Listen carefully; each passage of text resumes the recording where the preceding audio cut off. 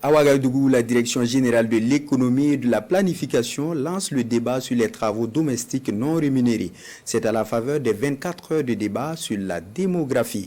Des moments pour les universitaires et organisations de la société civile d'échanger sur le rôle économique et social de ce travail domestique. Roger Kam, Aimé Solange, Digma. Les travaux domestiques non rémunérés au cœur des 24 heures de débat sur la démographie.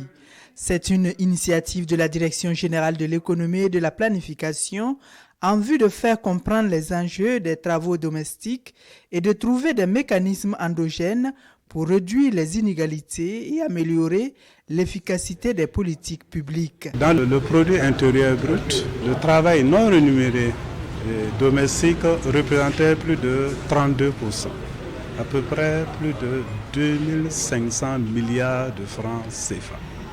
Vous comprenez bien que c'est un volet très important qui n'est pas cerné dans l'évaluation de cet indicateur économique pour l'ensemble des pays.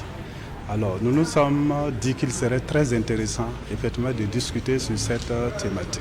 Des panélistes issus du monde universitaire et des organisations de la société civile vont faire l'état des lieux et discuter du rôle économique et social de ce travail. Lorsqu'on demande la profession d'une femme qui ne fait que le travail domestique, une ménagère, elle répond « je ne fais rien ».